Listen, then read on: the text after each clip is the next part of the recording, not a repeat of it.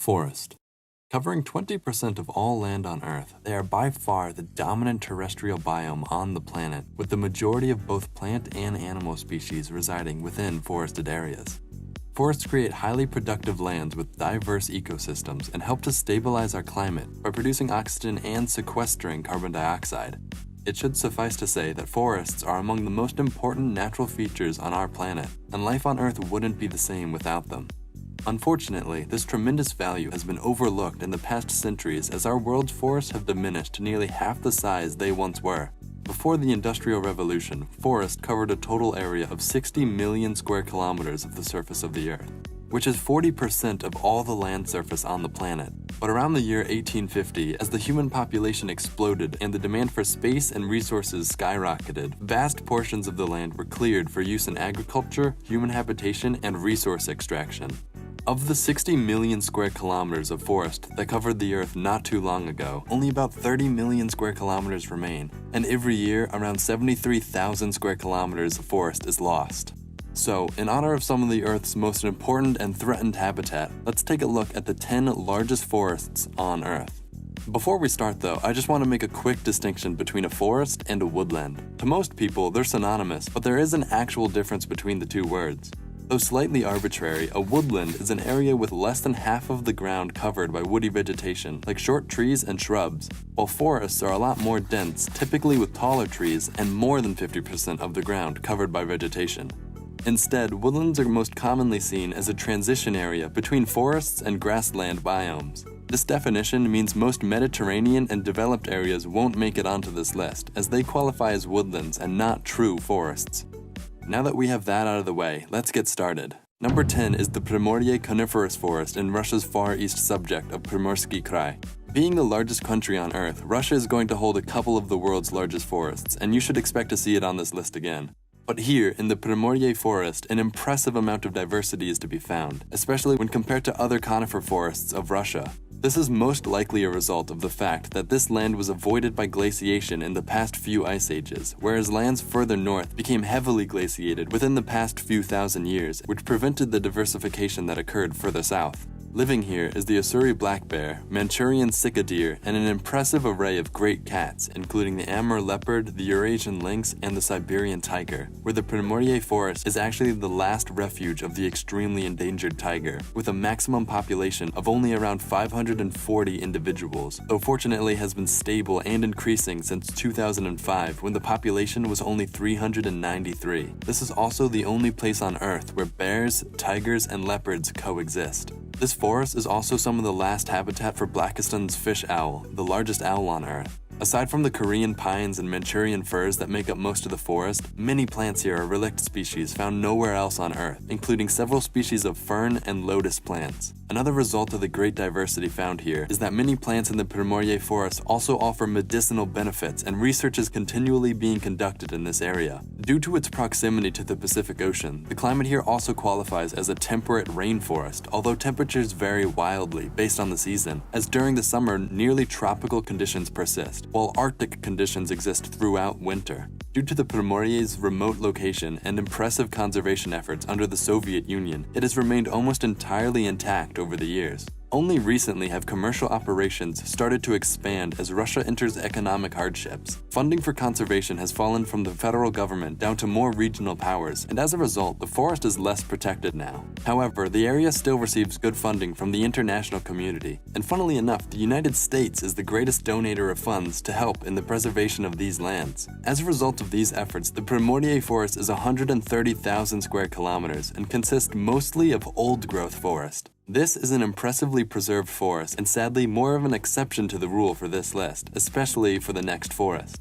Number 9 is the Burmese tropical rainforest in the modern country of Myanmar. What was once part of the greater Southeast Asian rainforest has sadly now receded into just a few pockets of forest between settlements. This was some of the oldest rainforests on Earth, as the climate here has remained virtually constant for around 140 million years, in part due to its proximity to the coast of the Indian and Pacific Oceans, and its location near the equator. As ice encroached from the North and South Poles, many species from the surrounding lands came to this area for refuge, and as a result, the forest became highly diverse over the years, and today the area hosts a wide variety of animals, such as the Asian elephant, Bengal tiger, and the Sunda pangolin, and is especially rich in primate species such as lemurs, macaques, and gibbons, many of which live their entire lives in the canopy, never venturing to the forest floor. Dominant trees here are in the Dipterocarpaceae family, which are emergent trees with the characteristics of being tall and skinny with leaves only at the top. Sadly, these qualities make the trees attractive to loggers for their suitable use in construction. And as I mentioned earlier, this forest used to be part of a far larger ecosystem, and today it continues to shrink due to both legal and illegal logging operations. Myanmar also used to be a highly isolated country, which helped protect its forests, but as the nation begins to interact with its neighbors and open itself up to foreign investment, it is likely that the forest becomes burdened with greater reductions in the future. Unless serious conservation efforts are started soon, all of what was once the Great Southeast Asian Rainforest on mainland Asia could be gone in our lifetime. As it stands now, the Burmese rainforest is 233,000 square kilometers, which is much larger than the last entry on this list, but nothing compared to what it once was. Number 8 is the Valdivian Temperate Rainforest. Located in Chile and Argentina, it's not the first rainforest people consider when thinking about South America, but it's still rather impressive. The Valdivian is one of the newest forests on Earth, with the land where it now grows having been completely covered by the Patagonian ice sheets up until around 17,000 years ago. That means this forest hasn't even existed for all of human history. Despite having been covered by glaciers, most of the forest's diversity was preserved in the northern reaches of the forest. And being a vertically arranged forest, there's a good deal of variation in climate and ecosystem type as you change latitudes. In the north is a climate similar to the Mediterranean, which is relatively dry and warm, and the trees are mostly deciduous, meaning they lose their leaves every year, which is another thing that's uncommon in South America. As you move south, the moisture level increases and true temperate rainforests emerge. This is what most of the Valdivian forest consists of. But then further south, the elevation increases and you get a more alpine forest consisting mostly of conifers, similar to the forests of New Zealand. And for some reason, many of the animals found here are quite small, including the kolokolo possum, the pudu, the world's smallest deer, and the kodkod, the smallest wildcat in the Americas. Trees here mostly belong to the Nothofagus, the Fitzroya, or bamboo families. Today, little of the Valdivian is protected, and it's currently being logged extensively to use the rich timber. And in the place of the important big trees which take many years to grow are smaller, faster-growing tree species such as eucalyptus, which don't do nearly as good of a job in preserving the habitat here. Despite this threat, however, the Valdivian comes in at around 248,000 square kilometers. Number 7 is the Borneo Tropical Rainforest. This also used to be included in the Southeast Asian rainforest, but has since become isolated into its own ecosystem, located on the third largest island on Earth. Like the Burmese rainforest, the Borneo rainforest is also some of the oldest on Earth, at around 140 million years old. As a result, this area hosts an abundance of biodiversity and endemic species, featuring 10,000 plant species, which includes over 2,000 species of orchid alone. Perhaps the most interesting orchid species found here are the 5 types of Rafflesia flowers, known for smelling strongly of rotting flesh to attract flies for pollination. Within this group of flowers is Rafflesia arnoldii, the largest single flower on the planet, which comes in at roughly a meter in diameter. As for animals, many extremely endangered species call Borneo home. The Sumatran rhinoceros, known for having 2 horns, is the rarest species of rhino to exist, with only about 275 still alive in the wild. Also found here are the critically endangered Bornean orangutan, which are hunted and either captured for sale as pets or killed for their meat. All animals here also suffer from habitat loss, as more of the forest is converted to plantations for rubber and palm oil. And while there are some large nature preserves on the island, such as the Kayan Mentarang National Park and the Bitong Karahun National Park, much of the forest is still in danger of further reductions. Currently, the rainforest of Borneo is around 290,000 square kilometers, but as this forest accounts for nearly half of the tropical timber trade, it will likely continue to diminish in size unless more is done. Number 6 is right beside Borneo and very similar in a lot of ways, and that is the tropical rainforest of New Guinea, on the second largest island on Earth. But unlike Borneo, the rainforests of New Guinea are mostly preserved, with only the southern regions of the island being developed to any extent. This rainforest can be seen as the largest and greatest bastion of the Southeast Asian rainforest. Here, between 5 and 10% of all the species on Earth reside, roughly equal to all the species found in Australia. And despite being geographically close to Borneo at only 1,300 kilometers away, the animals of New Guinea are more common to those of Australia, as the New Guinean landmass is actually part of the Australian continental plate, and the two lands were once joined into a single continent called Sahul. Species found here include marsupials like tree kangaroos and wallabies, as well as monitor lizards and the Regiana bird of paradise. However, much of the island remains unexplored, and New Guinea represents some of the greatest opportunities for discovering new species. And on top of being extremely biodiverse, there's also a thriving tribal culture on the island, hosting almost 1,000 different tribes and almost the same number of languages, making the island also the most linguistically diverse place on the planet. And of these tribes, an estimated 44 have remained uncontacted by outsiders to this day. Due to the roughness of the land and the low populations hosted here, the rainforest of New Guinea has remained virtually intact at 545,000 square kilometers. Okay, we're halfway through this list and we're beginning to reach the truly massive forests of Earth. At number 5, we have the Congo tropical rainforest. And like its name suggests, the Congo rainforest closely surrounds the Congo River, but also spans into 7 other African nations. It is here in this forest that many iconic African animals live, including some of the world's largest primates, like chimpanzees, gorillas, and bonobos, as well as other ginormous animals like hippopotamus and African elephants, which is the biggest land animal on Earth. Sadly, there are high rates of poaching and theft of animals for international trade here, and many animals need armed guards to remain undisturbed. Like New Guinea, there's also a good amount of indigenous human habitation here without causing degradation to the forest. Tribes here include the Ba'aka, the Ba'umbuti, the Efi people, and around 150 more. And many of these people have been classified as a race known as Pygmy, which are distinct from surrounding Africans, and are known for being far shorter than average heights.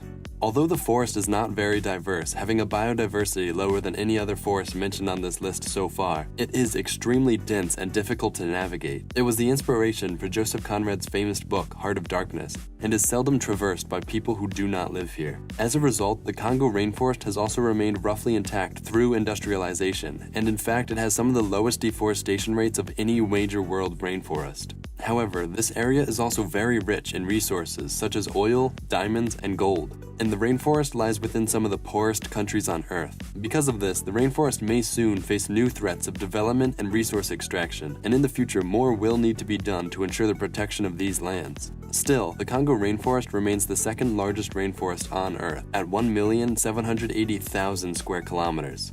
The next 3 forests were all once part of a single continuous band around the Earth, much like how the Burmese, Borneo, and New Guinea forests were all part of the Southeast Asian rainforest. But unlike it, this forest has become broken up not because of human encroachment, but rather because of changing sea levels and climate. The 4th, 3rd, and 2nd largest forests on Earth, respectively, are the Scandinavian Russian taiga, the East Siberian taiga, and the Canadian Boreal forest, collectively called taiga, and they constitute the largest biome on Earth outside of the oceans. While the Scandinavian taiga is the smallest of the 3, it's still the largest biome of Europe, and one of the last true wildernesses to be found on the continent. Here, the trees are an equal mix of spruce, pines, and birch. In the eastern Siberian taiga, also found almost entirely within the borders of Russia, the forest is largely dominated by larch trees. And while the Canadian Boreal forest stretches from Alaska to Quebec, it consists mostly of spruce trees. The fauna found in all 3 of these forests is also pretty similar, where you'll find moose, reindeer, black, brown, Asiatic, and polar bears, wood bison, Canadian and Eurasian lynx, foxes, wolves, wolverines, just a bunch of different salamanders and toads, and most impactful out of them all, beavers. Despite their size though, the taiga forests are fairly poor in terms of biodiversity, and this can be attributed to the most recent ice ages, as all these lands were covered by glaciers as recently as 2.6 million years ago during the Pleistocene epoch. Therefore, species here haven't had the same amount of time as tropical species to specialize and speciate. Among the forests on this list, the taiga definitely has the most harsh climate conditions, as the taiga hugs the Arctic Circle and several months out of the year are spent under several feet of snow. At times, the taiga can even become colder than the tundra, and the coldest temperature ever recorded in the northern hemisphere at -68 degrees Celsius was in the Russian taiga, in the town of Oymyakon. Taiga forests are also very important when talking about the climate, as these forests sequester more carbon out of the atmosphere than all of the tropical and temperate forests combined. Conservation of these areas in the past has been successful, as the Soviet Union put harsh restrictions on the use of their taiga. But that has begun to change, again due to Russia's recent economic downturn. Entrepreneurs from China have begun to look to Siberia to fuel the huge demand for timber in their country, and most of the forests of Canada are unprotected and open for harvesting as well, with only around 8% of the forest here protected by the government. But there are regulations to at least make sure companies rehabilitate the land once they've used it. Together, this single biome and these 3 forests account for 30% of the Earth's total forests, and take 3 of the top 4 places on this list, with the Scandinavian Russian taiga at 2,156,000 square kilometers, the East Siberian taiga at 3,900,000 square kilometers, and the Canadian Boreal forest on top at a whopping 4,200,000 square kilometers. And while all 3 are impressive, there's still one more forest that beats them all. At number 1, you've probably guessed it by now, is the Amazon tropical rainforest. Covering land in 9 nations, the Amazon represents more than half of the world's remaining rainforest. Not only is the Amazon the world's largest rainforest, it's also the most biodiverse, with 1 in 10 species on the planet existing here and nowhere else, including 1 in 5 bird species on Earth, and even 1 in 5 fish species on the planet live within the Amazon River network. Together, the Amazon is the world's largest collection of plants and animals, with 16,000 species of tree alone, and current estimates project there to be 390 billion trees to exist within the forest. Animals found here include the jaguar, the anaconda, anteaters, spider monkeys, poison dart frogs, iguanas, macaws, toucans, parakeets, the brown-throated sloth, and so many more. There are many theories as to why this region is so dense with endemic species found nowhere else on Earth, and most have to do with the age of the Amazon rainforest itself, which is around 55 million years old. In the past, rainforest encompassed nearly all of North and South America, and many different species spread across these different lands. But as the climate cooled during the Eocene epoch, something I covered in great detail in my last video, the forest shrank to where it is now, and all the species contained within either had to retreat or die off. Currently, we are seeing the further shrinking of the Amazon rainforest, not due to the climate, but as a result of human interaction, and the Amazon has already lost 20% of its area, or nearly 800,000 square kilometers. That's more area than the Primordier, Burmese, and Valdivian forests combined. Most of the forest being cleared is to make room for cattle pastures or soy farming, but once cleared of its forest, the Amazonian soil quickly loses its fertility, and in order to continue to grow crops here, farmers will continually burn and clear new sections of land, leaving the old ones to wither. And now, the deforestation of the Amazon can even be seen from space. What has been done to sections of the Amazon has been deemed by some as ecocide. To make things even worse, as more forest is cleared, moisture given off by evapotranspiration diminishes, and fewer inches of overall rainfall come to the region, making agriculture logistically unsustainable and making it harder for new forest to grow back. There is actually surprisingly little economic benefit for clearing the forest for pastoral fields, despite what many might think. And as more of the forest is destroyed, the land becomes overall less productive. Interestingly, according to a study, if left intact, a single hectare of the forest could produce a revenue of up to $6,800 a year if it's sustainably harvested for the fruit and down timber, compared to only $1,000 per hectare if it's cleared for commercial timber, and only $148 if the land is cleared for cattle pastures, which is what 90% of the forest is being cleared for. Currently, only around 1,730,000 square kilometers are protected, which is roughly the same size as the entire Congo rainforest, but less than half of the Amazon's total area. Fortunately, people are beginning to recognize that maybe protecting the world's most important ecosystem is a good idea, and conserved land is increasing fast, while deforestation rates have dropped to only around 5,000 square kilometers a year, from a high of 27,000 in 2004. Someday, hopefully soon, we'll get those numbers down to 0, or even better, begin replanting and restoring parts of the Amazon that have already been destroyed. As it stands now, however, the Amazon is still the largest forest on Earth, measuring up to 5,500,000 square kilometers. That's roughly the same size as the entire United States, including Alaska. In all, the Amazon rainforest represents more than half of the world's remaining rainforest, and remains a stronghold of wilderness in this rapidly developing world. Thanks for watching this video. Hopefully you enjoyed it, and if you'd like to help the cause of protecting what remains of the world's forests, you can donate to places like the World Land Trust, the Rainforest Trust, and the World Wildlife Fund, which do great work in purchasing and protecting endangered lands from further destruction. Also, please consider liking this video or even subscribing to my channel. This video took a lot of time to research, and most of the information on the internet is either misleading or wrong, and what I ended up doing was tracing each forest on Google Earth to get an accurate number. I'll be coming out with more videos like this each week, so please subscribe if you're interested in that. Next week's video will be about what forests didn't make it onto this list, so make sure to check in then. Thanks.